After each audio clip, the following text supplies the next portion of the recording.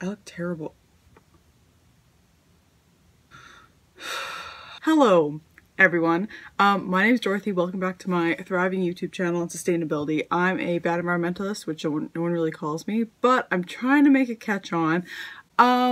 Welcome back. Stop doing that with your hands. So today I'm talking about Plastic Free July because we are halfway through July and I was too lazy to make this at the beginning of July. So better late than never.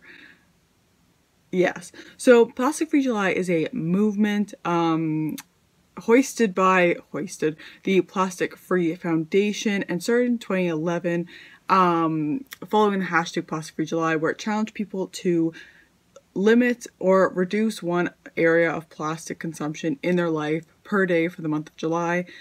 And July is 31 days. Harry Potter's birthday, 31. So for 31 days for the month of July to kind of reduce your plastic consumption for every day of the month. Or just like whatever. It's like a very chill vibe. It's a very chill group of community. It really is just like a do your best kind of thing. There's no like saying you need to do one thing per day. It really is just a give it a go kind of thing. And it's very much supported by like the zero waster community, the sustainability community, the environmentalism community. It's like, you know, all those groups. We love Plastic Free July.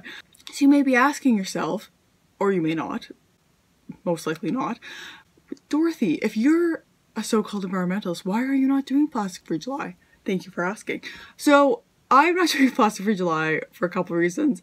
Firstly, I am just very tired this month and my whole life, but mostly this month, I just do not have the mental energy or the mental capacity or the physical energy, I guess, to like try to reduce plastic in my life. It just seems overwhelming and I just honestly don't have the energy to like engage with that right now. And that's okay if you like don't have the energy. If you have like a million things going on, that is like okay. You really don't like I know like a lot of people in the sustainability community do Plastic Free July, but it's not like something you have to do. It's awesome if you do, but it's not like you don't have to just because a lot of people are doing it. It does take a lot of mental energy to look at what plastic is in your life and try to change.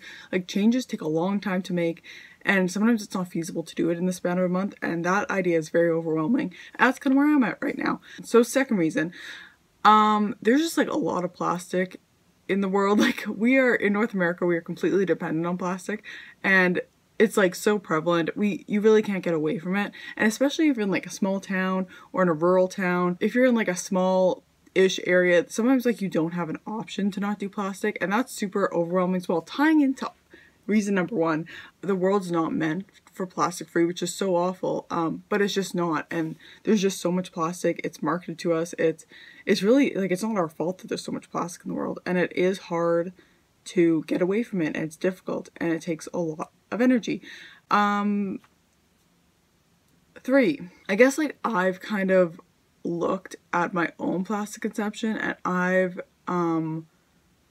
like done a mental check and I've kind of decided where it's okay for me to put plastic into my life and where it's not.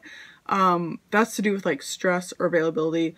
I don't know, like if something's local, if something's Canada made or the province that I'm in like made nearby me, but it's in plastic, I will probably choose that over like a Lush product that has to be shipped X amount of kilometers to get to me, or some other product, you know what I mean? Like I would rather choose local, especially now with everything going on during the pandemic, I'd rather choose local than something farther away. And that's just a personal choice that I've made. And if it's in plastic, that's just something I've decided that's okay for me.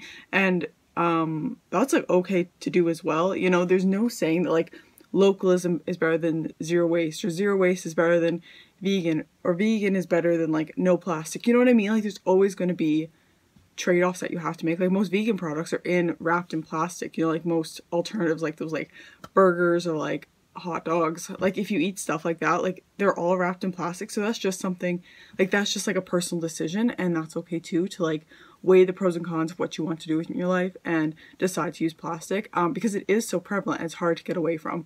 So that's something I've done in my life, and I just know there's areas in my life that I'm going to use plastic that I just can't avoid, and that's just where I'm at right now. Number 4, what on earth was my 4th reason? It was, I had another reason, but it's obviously not that important. Okay, well, thank you very much for watching, and I hope you have a really good week, and that you and your family staying safe. And yes. Okay, bye.